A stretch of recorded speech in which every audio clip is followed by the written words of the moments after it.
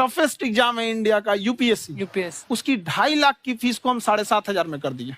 और सेम बहुत बढ़िया, वेरी गुड। बहुत अच्छे।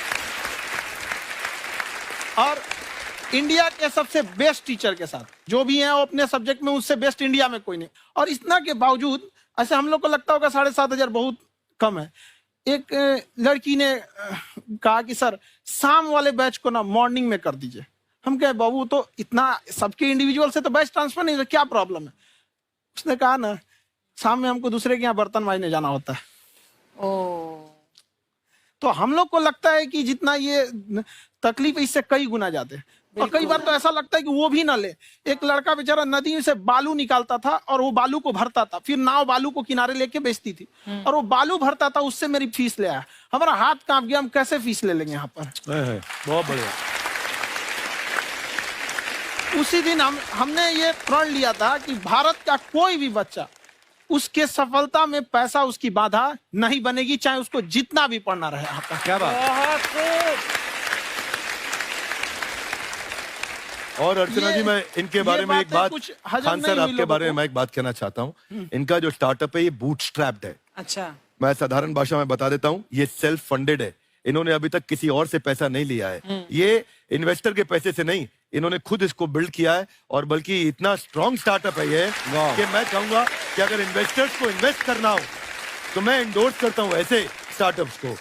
यही सब चीजों को देखते हुए कई लोगों ने धमकी भी दिया था वहां पर। अच्छा। और उसके बाद बम चला दिए और 7-8 बम चला दिए और कुछ ब्लास्ट हुआ। एक बेचारा नया लड़का आया था एडमिशन लेने के लिए, उसकी स्कूटी उड़ा दिया। वो आया था कहा कि सर हम तो पढ़ने आए थे, हमारा स्कूटी उड़ गया। हमारी ऑफिस उड़ा दिए सब। एक तो पास में आके गिरा और नहीं फटा वो।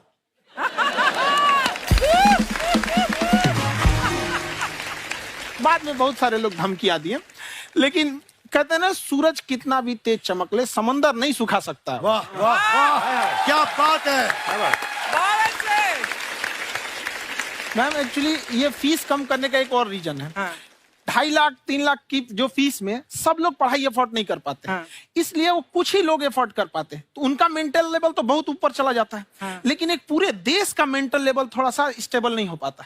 तो जब फीस कम रहेगी तो हर वो लड़का तैयारी करने के लिए आगे आएगा जिसका सपना है देश के लिए कुछ करने का। सीटें लिमिटेड हैं, उन्हें को मिलेगी, लेकिन जिन्हें नहीं मिलेगी उसे मिलेगा देश का एक जिम्मेदार नागरिक। तो इस देश को बदलना। क्या बात। हम लोग विश्व गुरु कहे जाते थे, क्यों? क्योंकि दुनिया से लोग हमारे यहाँ पढ़ने आए थे। चाइना से ह्वेनसांग आया, फायान आया, आज कोई नहीं आता है। हम लोग का उद्देश्य एक समय आएगा जो फिर आएंगे यहाँ पढ़ने के लिए। क्या बात है। पर आप देखो अर्चना जी, सबसे ज्यादा आईपीएस आईएएस बिहार से निकलते हैं। आप देखो पढ़ाई लिखाई में पॉलिटिशियन बहुत बड़े बड़े निकले हैं। तो ऐसा नहीं है, हर जगह ऑप्शन भी नहीं है वहाँ पे, इंडस्ट्री नहीं है, खेती करेगा तो कोई खास वो नहीं रहे। ऑप्शन भी नहीं है, सही बात है। बिहार की मिट्टी में एक चीज है, जिद तो बहुत जबरदस्त है। कुछ भी नहीं रहेगा तो सब कुछ पाने का उसको जिद रहेगा, करके भी दिखा देगा। वहाँ पे कर देंगे हम आपको। विवेक सर, आपके बारे में हमने सुना एक बार आप संन्यास लेने चले गए थे। कौन वापस लेके आया आपको? फिर कहाँ तक पहुंच गए थे आप? नहीं, मैं एमबीए की पढ़ाई के बाद मैं ये सोचा था कि अपना जीवन भगवान की सेवा में समर्पित कर दूं। अच्छा जी। बहुत साल मैं वृंदावन में रहा था और गुरुकुल में रहा था। अच्छा। और वहाँ सेवा करना बहुत अच्छी शिक्षा मिली। मैं बोलता हूँ मेरी असली एमबीए वही थी, मोस्ट ब्यूटीफुल एसोसिएशन। वाह। और मैं वहाँ भगवत गीता पढ़ी, जहाँ मुझे गीता से लगाव हुआ। तो मेरे गुरुजी का आदेश था कि आप भगवत गीता को बिजनेस मैनेजमेंट के साथ जोड़ के देश दुनिया में बताओ। मेरे को लगा बड़ा मुश्किल काम है।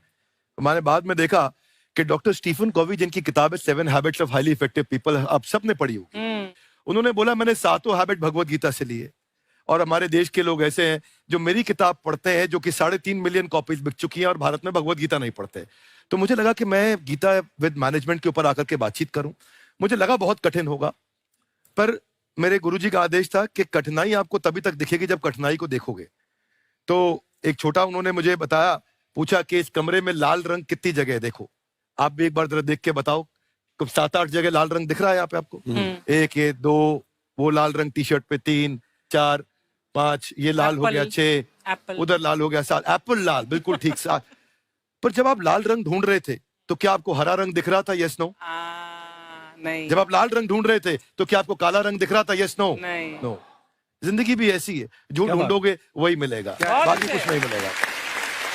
तो उन्होंने कहा कि आप इसी सोल्यूशन पे फोकस करो और गीता के मैसेज को पहुंचाओ। तो मैं बिजनेस मैनेजमेंट के प्रोग्राम्स कॉर्पोरेट्स में करने शुरू किए, क्योंकि गीता पहला मोटिवेशनल सेमिनार जो पृथ्वी के इतिहास में कपिल जी हुआ, वो कृष्ण ने दिया था। पहले मोटिवेशनल स्पीकर इस पृथ्वी के इतिहास के कृष्ण थे, जिन्होंने अर्जुन को रणभूमि में मोटिवेट किया था। बड़ी पेशेंस कृष्ण ने अपने लीडरशिप क्वालिटी से दिखाई, वो मुझसे मुझे बड़ा इंस्पायर किया, वो चर्चा ने इंस्पायर किया और डिस्कशन ने इंस्पायर किया। तो उस डिस्कशन को मैं आज भी लेके चलता हूं अपने साथ। कहां सर, हमने सुना है आप 5 स्टार में रुके थे कल और नीचे जाके वड़ा पाव खाने गए आप रेहड़ी पे। एक्चुअली क्या है ना कि वहां जो चीजें सीखने को मिलती है ना, खाली पेट और खाली जेब इंसान को जो सिखाते हैं वो किसी यूनिवर्सिटी कॉलेज में नहीं सिखाया जाता। और गरीबी बड़ा बेशरम चीज होती है।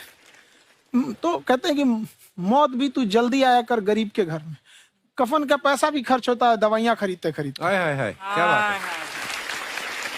और खान सर की खासियत ये है कि जिसको तो पढ़ना है, जिसको एजुकेशन चाहिए, वो तो इनका वीडियो देखते हैं, लेकिन वैसे भी कई लोग, जैसे अर्चना जी बात करी थी, कहती मैंने जब देखना शुरू किया तो मैंने बैक टू बैक इतने सारे वीडियोस देखे, क्योंकि आपका जो तरीका जो बोलने में, एक तो इनकी जो टोन है पढ़ाने में, और साथ साथ में जो ह्यूमर आता रहता है, तो उसकी वजह से और भी इंटरेस्टिंग हो जाते हैं आपके वीडियो। शुरुआत में हम लोग जब स्टूडेंट लाइफ में थे, या हम कई स्टूडेंट को भी देखते हैं, वो बेचारे जब थक जाते हैं तो आपका शो देखने लगते हैं। तो शुरू में हमको लगता था जब कि अरे यार हमारी पढ़ाई उसके लिए है, लेकिन पढ़ाई में थक जाता है, शो देख के नहीं थक जाता। तो हमने सोचा दोनों को मिक्स कर देते हैं। तो हमने उसको, और आज आपको पता नहीं हमने भी यही किया है। मिक्स करने। हमारे एजुकेशन सिस्टम में 2 कमी है, एक एजुकेशन की, दूसरा सिस्टम की। आप पटना से हैं ना? हाँ। हमें भी पटना पसंद है। बस कोई पटाने वाला चाहिए। नहीं, मजाक नहीं कर रहे हैं। आपका जो चैनल है, हम दिन में 10 बार आपके चैनल को सब्सक्राइब करते हैं। दिन में? अरे हाँ, और बेल आइकन तो हम इतना जोर से दबाते हैं कि बाकी यूट्यूब वाले बाहर निकल के देखते हैं कि ये कौन है जिसने इनका चैनल इतना जोर से दबा दिया बेल आइकन। बुढ़िया, तो ये शर्म नहीं आती है? आते ही फ्लर्ट शुरू कर दिया ना तूने। तो जाते हुए करते हैं क्या? विवेक जी नमस्ते। आपसे एक काम था छोटा सा, कर देंगे आप? ये क्यों करेंगे? नहीं, गुरुजी हमेशा अपने वीडियो में कहते हैं कि विवेक से काम लो, विवेक से काम लो। विवेक मतलब दिमाग से काम लो आप। हाँ, तो विवेक जी अपने दिमाग से ही काम लेंगे। बहुत दिमाग है उनके पास। ये देखिए, जो आदमी, आपको मैं बताइए, जो आदमी बिना फिल्म किए कपिल शर्मा शो में आ गया, कितना दिमाग होगा उसके पास। लेकिन एक बात है जिसकी वजह से हम आप तीनों से नाराज हैं। क्यों? क्या बात? हर चीज में मोटिवेट मोटिवेट मोटिवेट क्या होता है? सच कह रहा है, जब भी ये शब्द सुनते हैं हमें लगता है कोई हमें चिढ़ा रहा है। बदल दीजिए ना, खाली मोटिवेट बोलना ही क्यों जरूरी है? कुछ और कीजिए। रोटी वेट, छोटी वेट, पतली वेट, कुछ भी बोलिए, मोटिवेट हटाइए। तो गुड़िया, तू भी एक्सरसाइज किया कर ना, देख डॉक्टर साहब ने कितना वजन कम किया है, तू भी कर ले। ठीक है, फिर मोटिवेट से ही चला लेंगे। लेकिन मोटिवेशन कोई बुरा बात नहीं है। हमारे दादाजी भी वैसे बहुत मोटिवेट करते थे। हाँ, एक बार तो तालाब में डूब रहे थे हमारे दादाजी। हमारे पास रस्सी भी था, ट्यूब भी था, फिर भी हम अपने दादाजी को बचा नहीं पाए। क्यों? क्योंकि हमने उनकी ओर तिनका फेंका ना, वही कहते थे डूबते को तिनका का सहारा काफी। नहीं लगा सहारा, दादाजी बुड़बुड़ बुड़बुड़ बुड़बुड़। गुड़िया, तू क्या करने आई इधर? अरे हाँ, हम क्या करने आए हैं पूछना था सर। खान सर, ये जो हमारा एक चाचा का लड़का है, उसको क्या है, थोड़ा पढ़ाई में प्रॉब्लम हो रहा है। तो 12वीं का पढ़ाई आप उसको अच्छी तरह करवा के 12वीं पास करवा देंगे आप? करवा देंगे, वेरी गुड, बात कर लेते हैं। हाँ, राम सरोवर, देखो हमारा बात हो गया है। ये 10वीं जो तुमसे नहीं दिया जा रहा है वो नहीं देना है।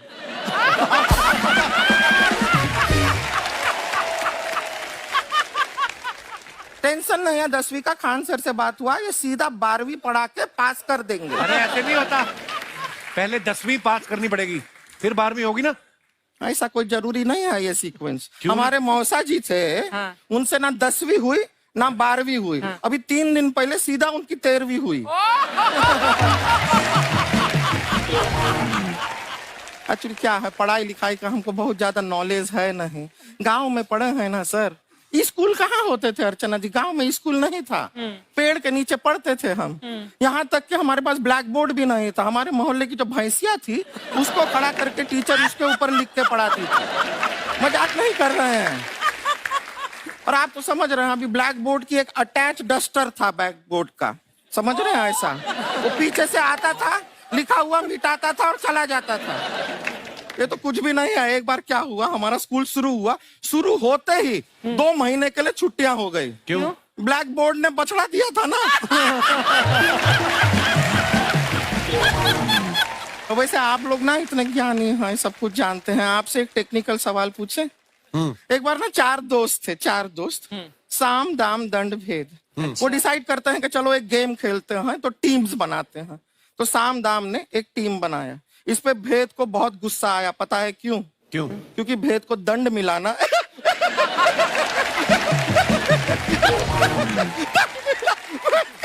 ये सिर्फ हंसती नहीं है सर, थोड़ा सा पेट्रोल पिला दो स्टार्ट भी हो जाती है। इतना है, क्यों और भी बता दीजिए। जब हम बीमार होते हैं हम डॉक्टर के पास नहीं मैकेनिक के पास जाते हैं, और डिटेल दे दीजिए।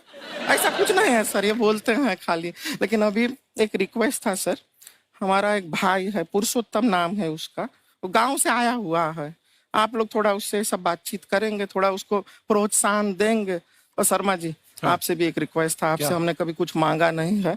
पुरुषोत्तम आएगा ना, एक बार बस उससे कह दीजिएगा, पुरुषोत्तम तुम कितने हैंडसम हो। मैंने देखा ही नहीं अभी तक। हाँ, तो देख के बस बोल दीजिएगा तुम ठीक है। कितने हैंडसम हो, ऐसा बोल दीजिएगा प्लीज। ठीक है। हम बुला लेते हैं पुरुषोत्तम।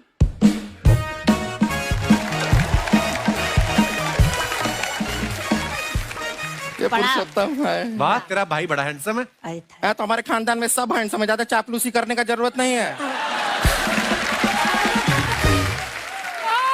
देखा हमारा यहाँ पे कितना चलता है। एक नंबर दीदी, एक नंबर। सब लोग हैं, नमस्ते कर दो। ये बड़ा अच्छा लड़का है, गांव में ना भैंस चराता है, इसको थोड़ा मोटिवेट कीजिए ना। नहीं तो मतलब भैंस चराता है तो मोटिवेट करके क्या होगा, शेर चराएगा बाद में। अरे शेर चराएगा तो शेर इसको चर नहीं जाएगा। नहीं नहीं, ऐसे हम खाली कह रहे हैं, तुम्हारा चेहरा थोड़ा बकरी जैसा है ना, तो वैसे ये सब बड़े बड़े लोग हैं। इनको बताओ कहा क्या बनना चाहते हो जीवन में आगे? HR। HR? अरे वाह, देखे कोई बड़ा कंपनी में ह्यूमन रिसोर्स का काम करेगा ये। अरे HR मतलब दीदी Hrithik Roshan, tiny tin tin tiny tin tin. ना जूता पहनने का काम किया करो, जूता खाने का नहीं। काम किया है, कुछ बड़ा किया है लाइफ में? किया है ना दीदी, एक बकरी के बच्चे को बड़ा किया है। तो क्या जिराफ बना दिया बकरी के बच्चे को? अरे कुछ अलग किया है। हाँ दीदी, अलग किया है। वही बकरी का बच्चा भैंस का दूध पीने जा रहा है, तो हमने उसको अलग किया है। इससे नहीं होगा, मैं रहने दो, इधर आओ। ये देखो इतना बड़ा बड़ा लोग बैठा है, इनके सामने ऐसा बातें करोगे? इनसे मिलो, इनसे मिलो। विवेक जी तो कितना मार्केट के बारे में भी जानते हैं, मार्केट का कोई सवाल पूछो इनसे। सर परसों जो है मार्केट में हमारी साइकिल गायब हो गई, आपने देखा है क्या? हमारी साइकिल गायब हुई ना? हाँ। इसलिए दिमाग से पैदल हो तुम। पैदल समझते हो? हाँ। चल लोगे? 20 कदम चलोगे? हाँ। घूमो जरा, अभी 20 कदम चल के दिखाओ। निकलो।